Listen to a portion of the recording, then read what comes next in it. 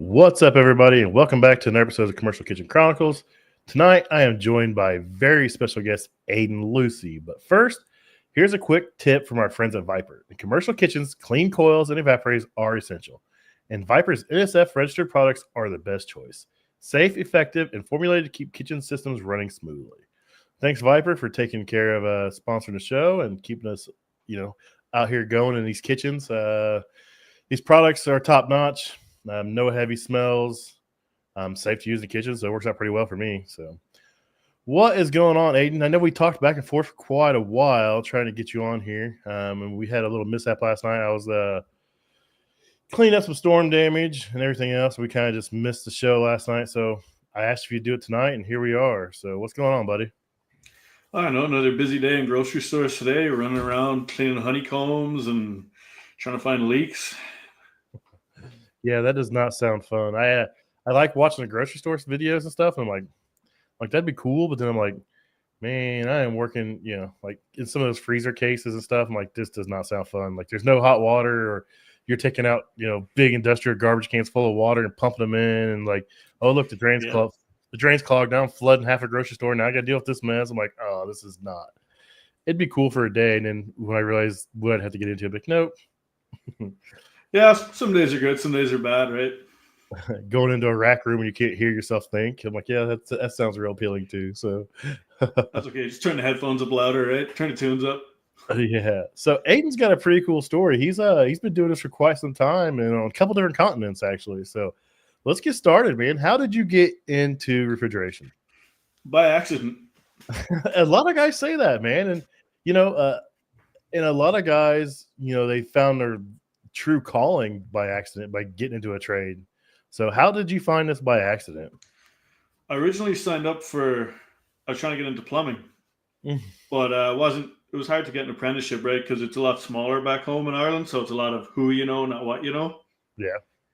So there's always a couple towns we go to every summer, a lot of family. So I went down there and, my uncle has ladders on his van. He goes to work, he does something, I figure. So I'm like, sweet. Go work with him for a few weeks. He needed help. He had a big job. It was like 80 mini splits we got to put in. Holy smokes. Yeah. So just started working with him, and he's like, do you want to apprentice? Okay, sure. Why not? So started off 80 mini splits, and next thing you know, you're halfway across the world doing refrigeration in grocery stores. Yeah, I started there. He did like a lot of chillers, a lot of mini splits, and then worked for a place that I kind of got exposed to more of the beer line stuff, like beer line chillers. Then that's when I started getting into more of the hot side of things, a lot of combi ovens, fryers, griddles, all that kind of stuff. So how long did you do it back in Ireland before you moved? Did it for about, 2005 to 2011, then I moved over. Nice. So where are you currently located at? I'm in Manitoba, so I'm right in the middle, just about 2 hours above North Dakota. Okay, so cool. So that's cool. So you did 6 years over there. How old are you, if you don't mind me asking, actually? 38. What brought you to Canada, though? Well, so we were over there right about, the time of that big financial crash, 2008. Everybody's getting laid off. Everything was going to hell over there, too. Mm-hmm. So I started working for this place over there, the Taylor distributor. Okay, yep. And we were trying to decide, okay, well, me and a buddy were like, do we go to Canada? Do we go to Australia? And I'm like, I don't know. I feel like go to Australia and I'll put my boot on in the morning. Something's going to bite me. I'm going to die. Chances are I'll go to Canada. And there's not going to be, so many things that are going to kill me walking down the street. Let's try Canada. And if it doesn't work out, we'll go to Australia or New Zealand. So you chose the blistering cold instead of something that'll kill you. Exactly. That's my reasoning. That's funny. So Taylor, you were working on grills and all kinds of stuff then, weren't you? Yeah, grills, ice machines, all kind of stuff. So then when I was over there, I emailed the Taylor distributor in Canada and said, hey, I'm coming over. I've worked on, all this Taylor stuff. And they just said, yeah, when you get here, hit us up. That's cool. That's a good thing about working, for, that kind of distributorship, I know here it's a little, Taylor distributors are kind of privately owned. I don't know if it was that way over there too, but it's still in that network of Taylor. And, they're always looking for guys that can work on their stuff. So it seems like a pretty easy swap to come over, over to Canada, it seems like. Yeah, there was a lot more stuff over here that was different. Like there was no like Slurpee machines, FCB machines, any of that kind of stuff. And most of the grills are electric.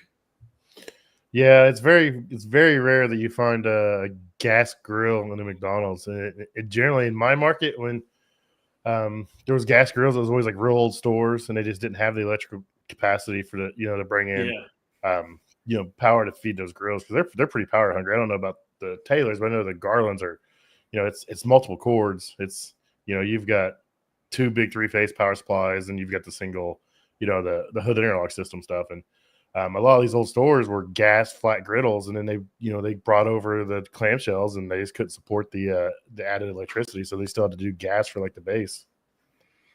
Yeah, a lot when I first came to Manitoba it was mostly gas. Unless it was like a rural store and then they didn't have gas, so then it was electrical. Nice, that's cool. So, how long did you work for Taylor once you came over? I was with them till about 2016 or so. So I got to go to the Taylor factory and everything. So that was awesome. That was a blast. So, where is that located at? That was I always get confused, either Rockford or Rockton, Illinois. It's Rockford, so it's not too far from Chicago, really. There's not a whole lot there. There's like John Deere and Taylor, and I think it's Yeah, about it. that's about it. And 2 bars. That was about it. Yep. I've got some friends. Jason, one of my co-hosts, he went to Taylor School in Rockford, Illinois. He used to work for a company that started off owning. It was like one of the world's largest franchisees group for McDonald's, and he did all their service work. And they started a service company, and he worked for them. So he was able to get trained on Taylor because he worked for an owner operator. Nice. So he went to Taylor training, and he said it was a lot of fun. But he said there's nothing in that town. No, they do it right though. Like they rent the whole floor of the hotel. Here's the room for the Taylor guys. They got a PlayStation in there, poker table, pool table. Like they go all out, man. Like when you go to Taylor, it's a blast, and you get to meet all the people who do the tech support on the phones and have dinner with them. So you put a face to the name and everything. That's really cool. I always enjoy that when you go to factory training and like the tech support people there, the engineers, they come and ask you questions. They actually, want your feedback on what makes their equipment hard to work on or what you can see they could do better. That really shows that these companies want to invest in their product and, the people that work on it. Yeah, and their training's amazing because the guys doing the training have worked on it in the field, right? Yeah. So then they show you here's the pile of sheet metal, and then you get to the end. Here's your grill. Here's your ice cream machine, like fully completed, and you walk through the whole factory floor, really see what goes into everything. Nice. Yeah, that's one thing I've never really gotten into is ice cream machines, and I'm finding myself more and more intrigued by them. I follow several companies that make some ice cream machines like Spaceman, some other stuff, and they're starting to intrigue me. We don't do anywhere I work at, so I don't know if I'll ever get a chance, but I think it's pretty cool some of the advancements they've made in some of this equipment and how cool it is to work on. Oh, they're a blast. Yeah, glycol systems. You got boards in them. It's not just relays and stuff anymore, right? Like they can be pretty in depth. Yeah. Everything's going VFDs anymore, variable speed drives, and all kinds of stuff. Yeah. It's like, is this really needed for this? But I guess it is. I worked on today I worked on a pizza oven, and it had like 2 VFDs, like one controlled. Now I understand the one for the conveyor, but then there's like one for the blower. It changed the blower speed up and down, ramped up and down. I was like, this is wild. I was like, this is pretty cool. So be some good pizza. Yeah, it was at a bar. It was kind of weird. This guy has a bar. He's wanting to make half of it. He bought the space next to it. He's making a bourbon bar 21 and over, and then the other part that's been his bar, he's making it family dining, so you can bring kids and stuff in there. So he's kind of expanding on it, and he had somebody do a bunch of work for him, and they cut holes in the ceiling for the hood drops, and then never came back. So like his stuff got rained on for weeks. Like brand new ovens are covered in rust and stuff. It's kind of depressing because the guy got hosed, but yeah, I was in there making sure stuff was working and making sure everything could fire up and stuff like that. So it was pretty cool. Yeah, new stuff like that's always cool to see. Yep. So how hard was it to come to Canada to work? Because I've had some guys reach out to me from England wanting to come over here to the United States to work. And I've talked to some people in our HR department, and they're like, we've tried this in the past. It's an absolute nightmare to try to get them work visas to come to the United States and all kinds. So I was wondering how hard it'd be, to come from Ireland to go work in Canada. Did you have to go through a ton of hoops, or was it pretty straightforward process, or how'd that go?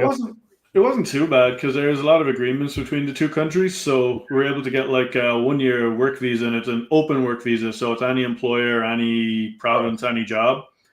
So then once you get into, if you're picking refrigeration or any of those, they're compulsory trades, depending on what province you're in. So you have to sign up as an apprentice while you're waiting to get all your stuff verified, because you have to be signed up to work in those ones.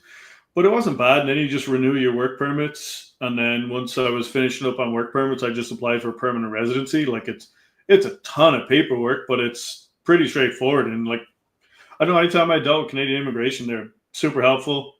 Like, always gave you the information you needed. You weren't on the phone all day. Like, it was good. But like, I mean, got immigration lawyers for one part of it, because there was just so much paperwork. It's easier to just let the professionals deal with that. And make sure it's done right so you don't screw it up and cost yourself. Yeah. Exactly. But Yeah. it wasn't bad. Just follow the steps. So once you got in apprenticeship, so you had to go through the normal Red Seal stuff then, didn't you? Like everybody else up there? Yeah, because I did it back home, but it doesn't transfer over. I redid it again, signed up for level 1 and did the 4 years again. Nice. And that's what I like about Canada's licensing program. I talked to a lot of people that live up there, and they've all said the same thing. They all did the same process, and they all take a lot of pride that they did it that way. And I didn't realize, like, you'd work and then you're taking 2 months off to go to school. Like, hey, you got to do this. It's just part of it. And it's just, but they all have that sense of pride that, that they worked for what they have. And they're really proud that they passed it and they had their certification. And it's really cool to see them have that pride in, going through the process and doing it that way. Well, and the best part is universal across the country, right? You can move to any province and it's a Red Seal trade. So you can use it anywhere. You've all been to the same standard. And I believe they're harmonizing all the school books. So everywhere is even going to be using the same school book soon. That's really cool. That makes it nice for everybody. Down here, it's like state by state, city by city, municipality by municipality. And it's the Wild West. I talked to a lot of guys like, you're not licensed? I'm like, my work has a business license and they're insured. And like, I have my 608 universal for refrigeration. That's all I have to have. They're like, are you serious? I'm like, yeah, I've been doing this, 19 years, going on 20 years. I'm like, I'm not licensed in anything. They're like, that's the wildest thing. Like, did you go to school? I was like, no. I was like, I've done some stuff through manufacturers. I've done some stuff on my own. And people are just mind blown, especially like from Canada, where they've had such stringent rules and everything. And they just don't believe it. I'm like, I don't know what to tell you guys. But like here sorry, go ahead. Oh, it's just you guys set the standard, for safety and everything else, and it's really cool that you guys, have that though. Oh yeah, you get your refrigeration license. Then when you have that, you go get your limited electrical license, and then you go back and you do one more year, and you get your gas fitter, so you're covered up to 400,000 BTU on your B ticket. Then you got to go back do another year if you want to get your A ticket for everything above.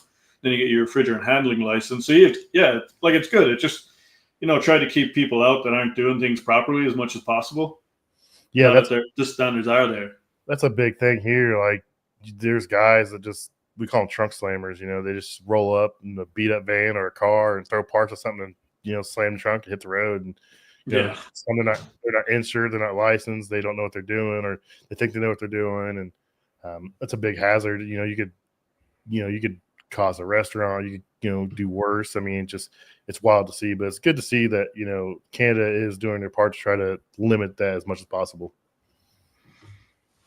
Yeah, it's good. The national apprenticeship works, right? No matter what part of the country you're in, you have to do 4 years. Even though, say, you got your last level of school finished and you're only 3.5 years in, you still have to finish out your last 6 months on the job before you can get your qualification. That's cool. So now you're currently doing mainly just large-scale refrigeration at grocery stores and stuff, correct? Or you do more than that? Yeah, a little bit of HVAC, probably like 90% refrigeration and a little bit of HVAC in there. So do you work for a big company, a small company? Who do you work? You don't have to say their name, but is it a larger or smaller scale company? Or they'd probably be one of the biggest for grocery store refrigeration where I am. And then we're owned by like a big American company. Nice. I work for a big American company too. It's just to throw that out there.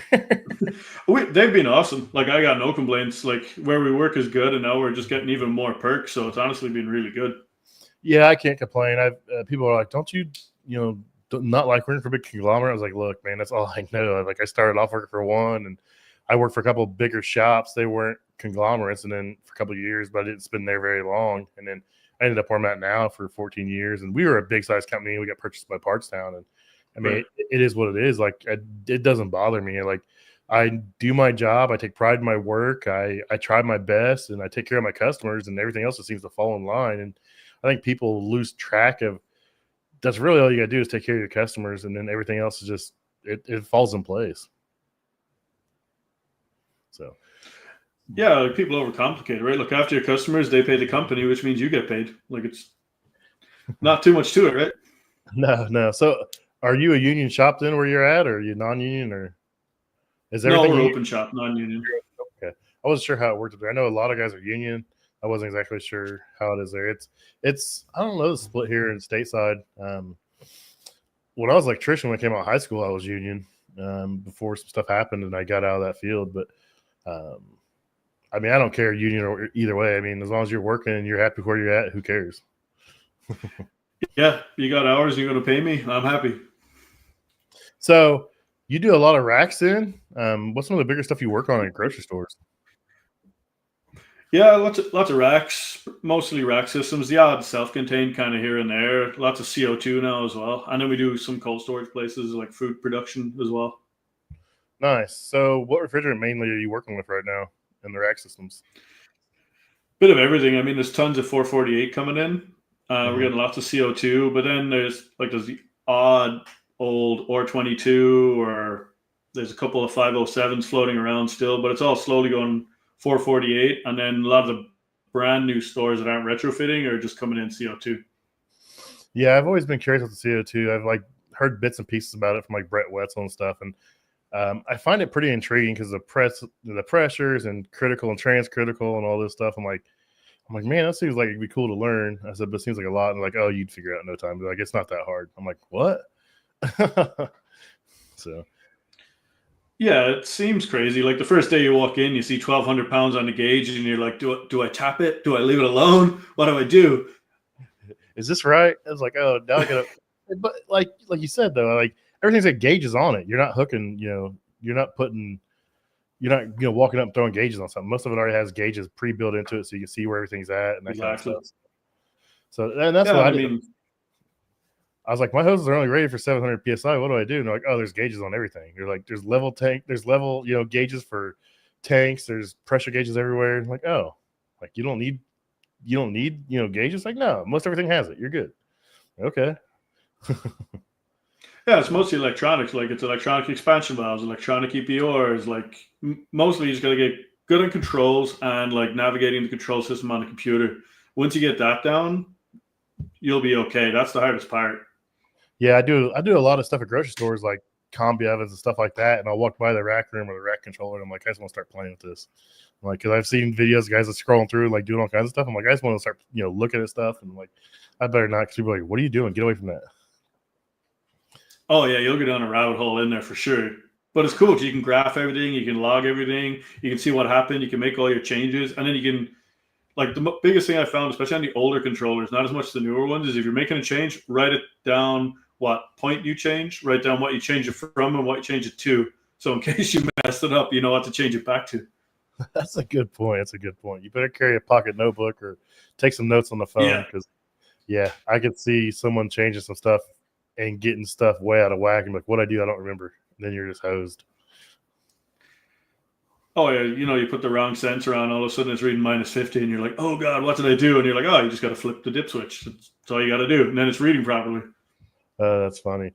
Yeah, I always hear like, Brett Wetzel and Kevin Campos talking all the time about like, sensors with, 200 feet, 300 feet of wires going back to controls. I'm like, this stuff's insane. Some of the stuff they talk about. And I can only imagine working on that kind of stuff. Um, what's, what's your favorite part about, working on the rack stuff?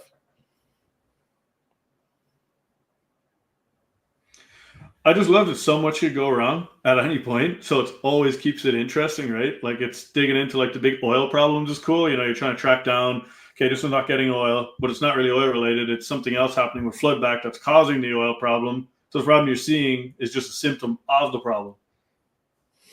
Yeah. And tearing down compressors is always fun. Like that's always a good day.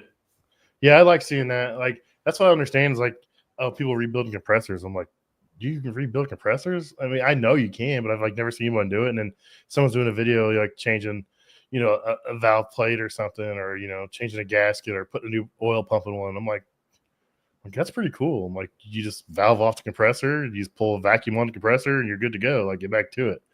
I'm like, that's pretty slick. Yeah, exactly. So, Yeah, and then I mean, old timers teach you tons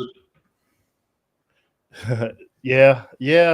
That's what I'm starting to realize now is like when I first started, like the older guys didn't really want to teach anybody anything, but I think now they realize like, oh, we better start teaching people stuff because we're not going to be doing this much longer. Someone's going to take care of this crap.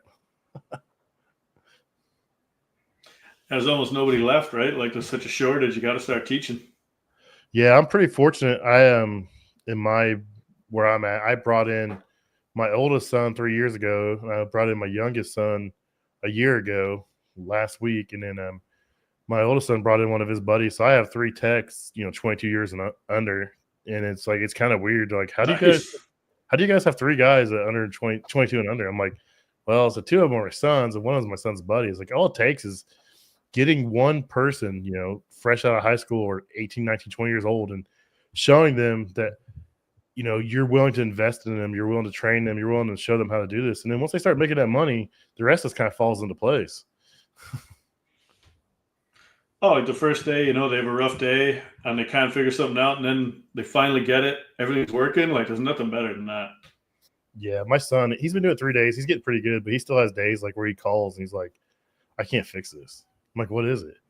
And then he tells me, like today he called me and he's like, man, I can't get this stupid drain line to seal up. He's like, when we were putting this thing together a couple weeks ago, he said, the 90 fell out when Dalton was soldering it and he got it back in. It didn't leak that day, but it says it's leaking now. He said, I've been soldering, trying to resolder this thing for like an hour. I can't get the seal. I was like, dude, heat it up, flux the hell out of it, and just start feeding solder into it. And hopefully it sticks. And he's like, I can't get it. And eventually I was like, take it off and flip it upside down and just pour flux in it, heat it up and just pour a bunch of flux in it, heat it up and just feed a bunch of rod into it, see what happens. He's like, it finally took. He's like, I think I used like 3 feet of solder, but it finally took. I was like, we all have those days, man. I still have it looks days. Like I sneezed on it. Oh, yeah. Luckily, it's behind the unit up against the wall, so no one will see it. But yeah, it looks bad. But we all have those days. I mean, I've been doing this 19 years, and I have days like I have weeks where I can't fix shit. I can't catch a break. I can even the simplest stuff beats my butt. I mean, it's just you never know what you're going to get into. And that's what I love about it, really.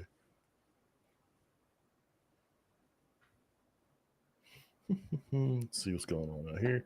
So, if you were to talk to someone young. Oh, you definitely have days like that, right? Yeah.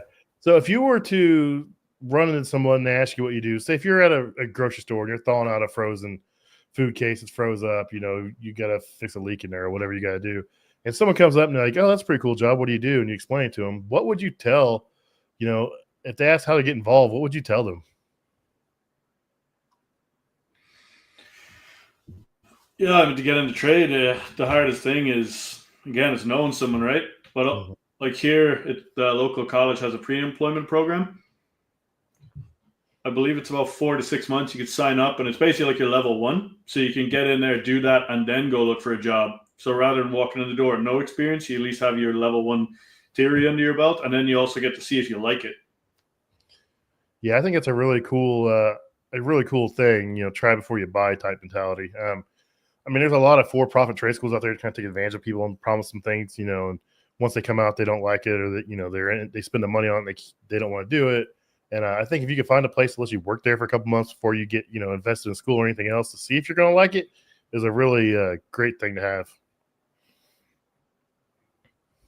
I mean, the nice thing here is school costs you next to nothing. I think we only pay like $500 every time you go. Nice. That's not bad at all. I mean, yeah, that's pretty good. So you go once a year, correct? It's pretty good. And then you get paid like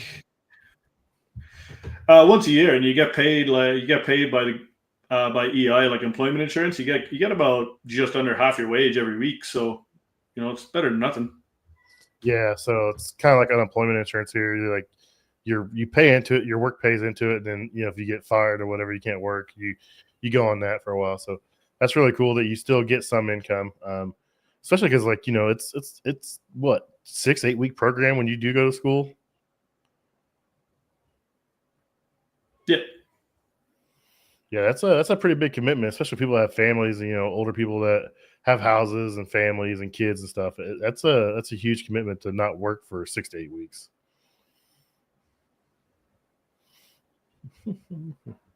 Nice. So, what's some of your favorite? Finishing up, and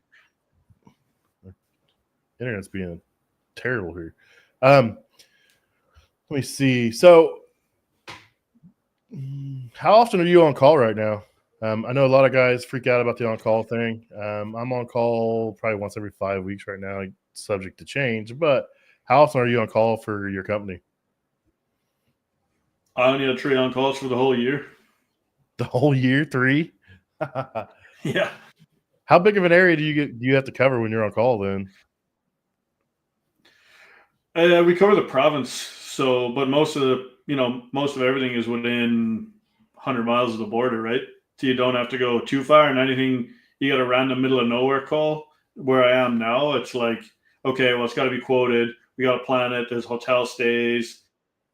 Got to load up on parts because, like, I worked at different places where you get a call and you're like, okay, well, there's no roads. We're gonna have to fly you in.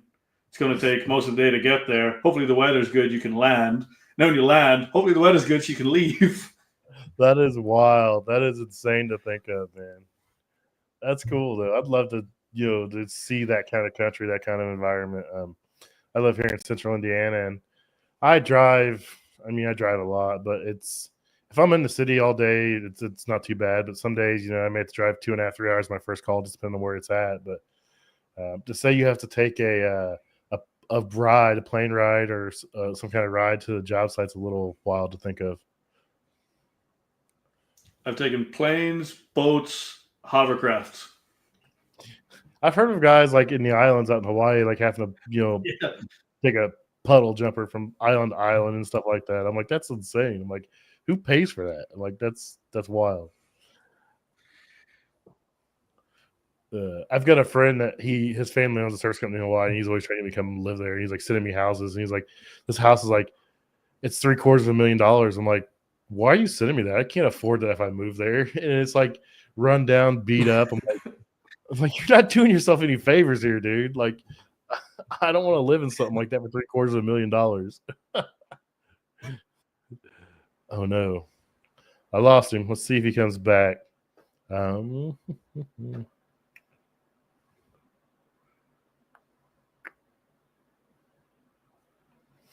him a few minutes, see if he comes back. Any questions in the chat while I hang out and wait and see if he comes back? His internet was cutting in and out. I don't know if it's mine. Mine says I'm good, so we'll wait. We'll give him a few minutes, see if he comes back. So I am going to start up some training videos. I've been meaning to do it for a while. I'm collecting some pieces of equipment to work on. So I'm just going to do it. There's not a whole lot of training opportunities out there as far as, I mean, there is some, but it's kind of biased towards, hey, he's coming back. It's kind of biased towards certain pieces of equipment. And I'm trying to change that. So I'm going to start putting some stuff together coming out here real soon. Hey, he's back. Dropped out there. Yeah, you kind of paused a couple times. I was like, I bet his internet's kind of being a pain in the butt sometimes. Yeah, every now and then.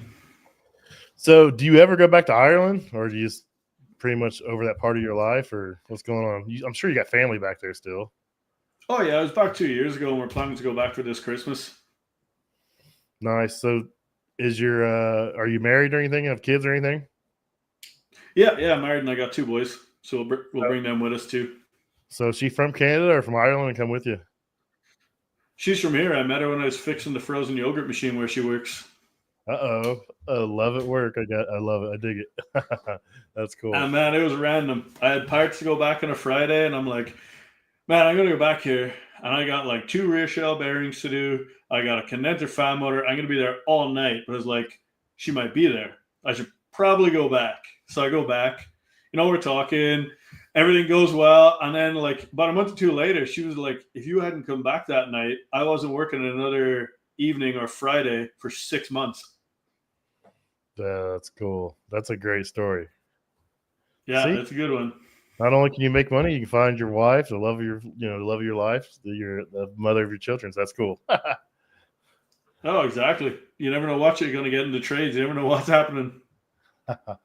I really enjoy the interaction with people. That's probably, I like the satisfaction of fixing something, working with my hands and making a difference that way. But like the interaction with people, I've come to enjoy far more than anything else. Like I've met a lot of cool people over the years.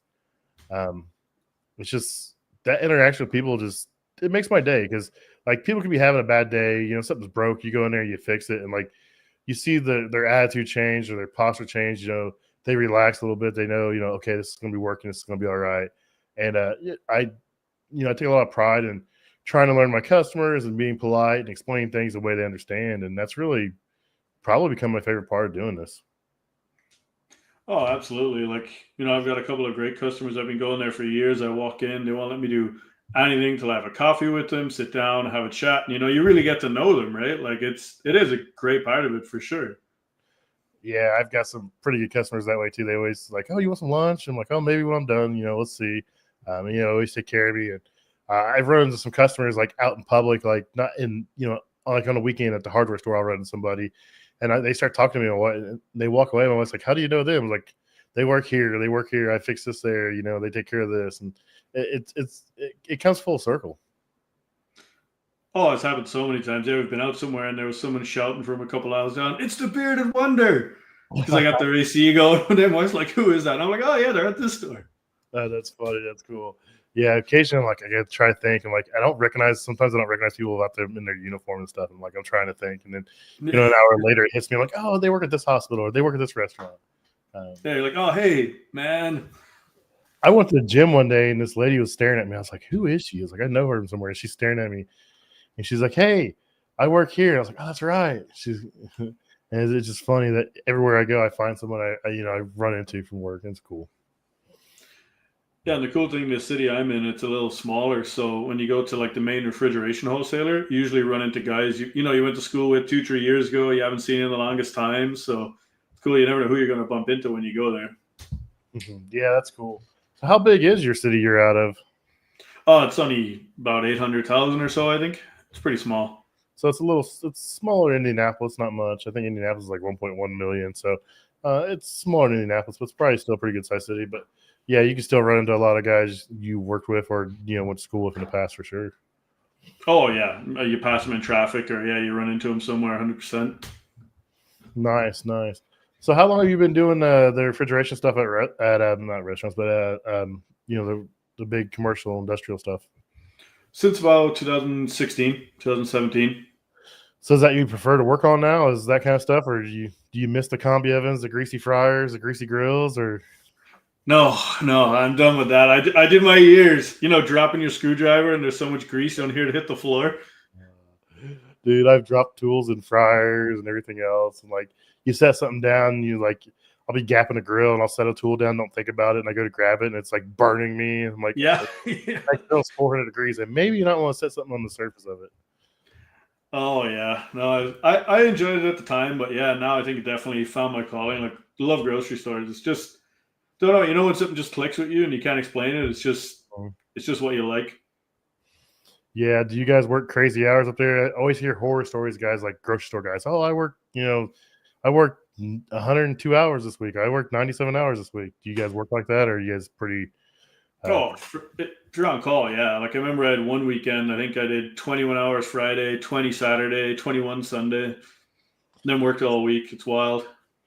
Yeah. I mean, I haven't done any grocery store work, so I don't understand. I mean, I understand it, but it's like, they have freezers and coolers full of thousands of dollars of product, Yep. whether it's frozen or meat or whatever.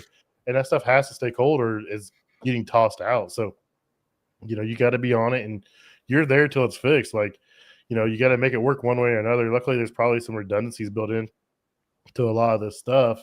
But yeah, it's people, restaurants demanding. I'm like, man, I bet you cold storage and refrigeration at grocery stores is a lot more demanding than what I do.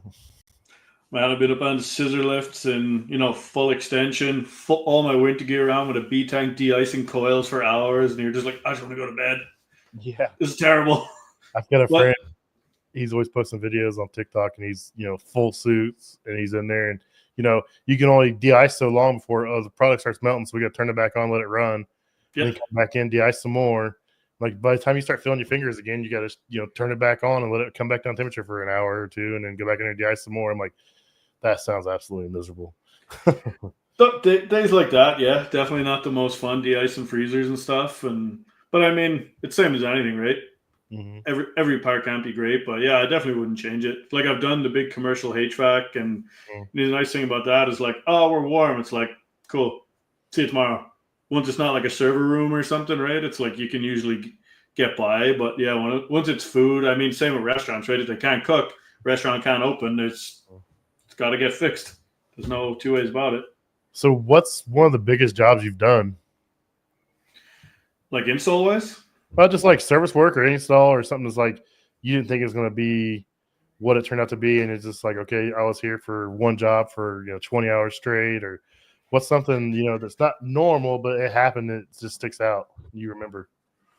Oh, I had one. It was so they're having issues on and off with their medium temp. Their low temp would just randomly warm up. Everything was warming up like crazy, and they'd find some compressors were overheated, and they couldn't figure it out at the store. So they called in because they were out of town, so they knew enough how to reset things, what not to reset, that kind of thing. So I went out there, and I'm like, kind of looking, and I'm like, all right, it's oil separator. Everything seems like it's working. Everything's getting oil, but suction header's still getting like super warm. Nothing's in defrost, and you're putting everything in defrost, seeing if anything is leaking back to the suction header, and make sure all the valves are seating. Eventually you go check, and you're like, they have an equalizer line between all the compressors just so they all get equal flow on the low temp. And you're like, oh, weird. Equalizer line is like red hot to every single compressor. All the oil pots like smoking hot. I'm like, oh, crap. Mm-hmm. So I go check, and you're like, okay, it's feeding back. And then that's also hitting the suction header. And then, you go check, and you're like, one of the compressors, the valves are smashed. So it's bleeding hot gas by. Oh yeah, it's bleeding back through, and the other compressors just sucking it right in. And the only symptoms they were getting was the suction header was warming up because compressors were tripping off on oil. But it wasn't the compressors that was smashed. It was the other compressors. So, you're just chasing your tail, and then you get that done. You get the compressor change. Well, then you got to go, okay, well, where did that liquid come from? So then you're going around, you're superheating every case, and you're trying to find which one is flooding. Then, eventually you find a TX. Okay, this one's toast, pinned wide open. This is what did it. But it's, hours later. Yeah, that's wild because something took out the compressor, so you got to find that and work your way back in. That's wild. That sounds like a busy probably 12 plus hours. It was a long day, yeah. And then you got to drive home. So like you said, that was a remote one. So like, if you got to get a compressor, do they have extra compressors there, or you got to go back in and get it, have one brought in? What do you do in situations like that? Where it works pretty organized. Like they're pretty good in the way. Like I'll call back to the city. There'll be one. The wholesaler will have one. I'll call one of the other guys and say, "Hey, go grab it. Start driving. I'll meet you halfway. We'll just swap it over, or you grab another guy. You guys come change it, and I'm going to go back to the city and start doing the other calls that are coming in." Nice. It's cool you got a system like that, and everyone's willing to pitch in, because they've probably been in the same boat, and they need you, and you guys just understand like, hey, this is what it is. Occasionally we got to do this, and it is what it is. But like a lot of those grocery stores, they'll have redundancies, like multiple compressors. Like you can shut one down and probably still be all right for a day or so. Or is that how that works? Or depending on the load and the store and time of the year. But this one was tight. They only had 3 compressors on the low temp. Oh yeah. So like it was borderline, and it was coming into summer, and they were like, "No, just do it," because you would have left it a week or two, and we would have hit plus 40, and that thing would have just struggled. That does not sound fun. Yeah, that's another thing. Like I always hear about, like, so most of your compressor rooms inside then, because I know some here they put them outside or their rooms up on the roof, and it's cold up there in the winter. I complain about zero here, zero Fahrenheit, but I can only imagine up in Manitoba how cold it gets, and some of the issues you start having once it gets cold in the winter there. Yeah, I think we were up at one service call up north, said, it's too cold, and flew us up there. Or sorry, this when we drove up, we're on the ferry going across, and ferry keeps getting stuck in the ice because the ice keeps freezing and refreezing, and it's slowly getting across. And we get there, and the disconnect was off. So you're hanging out anyways because you got to disconnect and wait and make sure there's nothing wrong, and then It was a 15-hour drive, right? We're not going home that day. We're sleeping and going home the next. And then the ferry probably doesn't run. It only runs once a day or something. Yeah, it only so we took it the next day. Same again. It's breaking down. We get across, and my coolant gauge red lines. I'm like, what the hell? So we get out and look, and I'm like, it got so cold. I think it was minus 55 Celsius with the wind. It cracked the coolant pump. Oh no! So then you're just sitting there. We're in the middle of nowhere. We're just adding coolant every time it runs out, and driving 50 kilometers an hour. And we have a 7-hour drive to get to the nearest auto shop, and then our coolant freezes. So then we're just like, well, the van dies, but like we're in the boonies. There's like wolves and bears and everything around. No cell signal. That is absolutely insane. That is insane. So, like when you have to go, does the customer pay for all that time traveling there and back and everything? Yeah, they kind of understand where they are. Kind of is what it is. There's no one up there. Yeah. So, like you said, they get pretty good about checking some things and hitting some resets and trying to give you as much information before you get out there so you can bring parts or whatever you need to be. That's still wild though, man. Whew. That was an interesting drive. I'll never complain about a 2 or 3 hour drive ever again. And if I do, you get permission to smack me. Oh, the worst part is you're on one part, you're on nice, smooth pavement, then gravel, then pavement, then gravel, then pavement. So you're like just settling in and you're like, oh crap, what was that? Yeah, you're so remote though. Like you're between radio stations probably. And like you don't have cell signal. So you're like, what am I listening to? Like hopefully you download some audiobooks or some podcasts you can play, on the way up because you don't have signal for anything. That's wild. That's about it. Yeah, download a bunch of playlists, audiobooks, and you bring the satellite phone from the shop and off you go. I didn't even think about that. At least they got a satellite phone for when you guys do go up there. For when then sometimes it doesn't catch a satellite and you're like, cool. Hope for the best. So what do you do outside of work? Do you have any hobbies? Anything you do to keep your sanity besides work? I just spend a lot of time with the boys because they're still young now. So usually, take them on big nature walks on the weekend or take them to the zoo, build, I don't know how much Lego with them now at this point, but, just having a blast. How old are they? Just turned 7. Twin boys. Twin boys. Wow. 7 years old. That's a fun age. Oh, yeah. My boys I've had 3 kids. My daughter's 24, my son's 22, and my youngest son's 19. And I miss them being little, but now it's kind of weird working with them. Like I don't know. It's different. Like people are like, oh, they got it made because, you're their dad and you'll give them all the information, take care of them. I'm like, no, they got it worse than anybody else because I will straight ask them, why did you do that? Are you dumb? Like they're not going to tell me. They're going to tell their mom, my wife. That's about it. They're not going to run to my boss. So they don't have it any better than anybody else. I do promise that. But I enjoy working with my kids. Like I said, my oldest been doing it 3 years, and he kind of gets that attitude like he knows what he's doing now because he's starting to get pretty confident in what he's doing. And he'll call me and be like, hey, have you ever fixed this? I'm like, oh, I've never ran into that. He's like, well, I know what it is, and you don't. And he'll just throw it in my face and try rubbing it in. Then he has days like today where he can't solder a 2-inch drain line. He's calling me, begging me for tips on how to fix it. So it all works out in the long run. Oh, yeah, that's what my wife always laughs. Is like the young line's taking down the old line. Like I'll come home from work and I'm taking my boots off. One of them will jump on my back. The other one's trying to get me in a headlock. And I'm just like, oh, almost got me today. Maybe tomorrow's the day you're the man of the house. I got to live in the garage. Tag team. Yeah, that's funny. That's cool. Yeah, that'd be fun. Twin boys. I bet you'll probably have fun when they get about 13, 14 years old, start feeling it, I imagine. Oh, yeah. Like, we didn't even know we were having twins. We found out at 20 weeks. Oh, wow. She's like, why am I so big already? Oh, yeah. Like, I was in trade school. I was doing level 1, right? Week 8, I get a phone call saying, oh, you're having twins. I'm like, huh?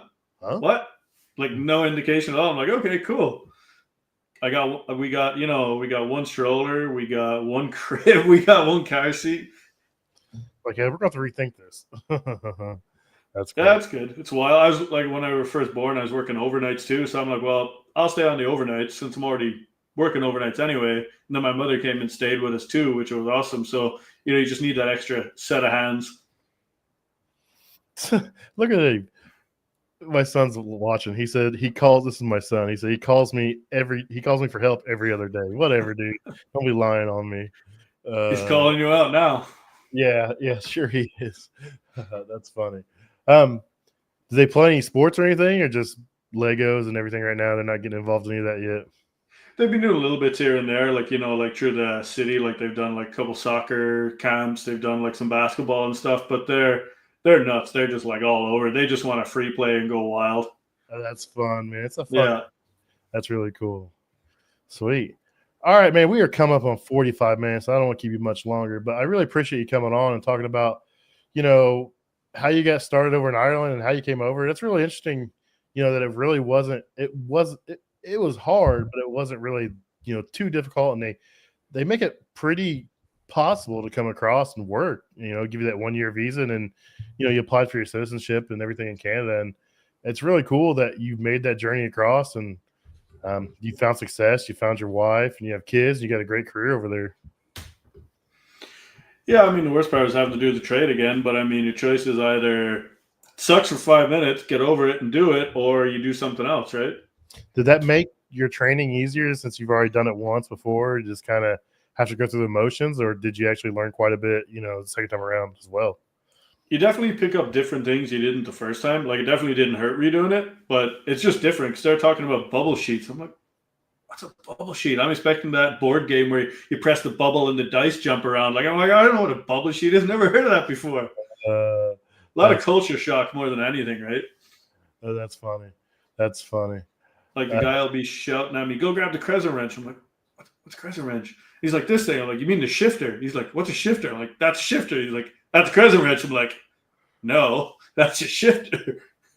That's funny. Yeah, because Crescent's just a manufacturer. It's adjustable wrench. Yeah. That's funny. Yeah, I could see that. That's cool. All right, man. Well, I will link your LinkedIn to this. I really appreciate you coming on and talking about your time in the trades and what it's done for you. It seems like you really enjoy everything you've done and really enjoy where you found your home at now, working on rack refrigeration, grocery store, and cold storage stuff. It's always cool to hear different stories about how people got involved and how they found their true calling and that kind of stuff. And it just proves that you can start over, you can move across the world and still do what you want to do and have fun. Yeah, if you want to do it, you can make it happen, right? All right, buddy. Have a good night. You too. Thanks for having me on. Yep. Okay.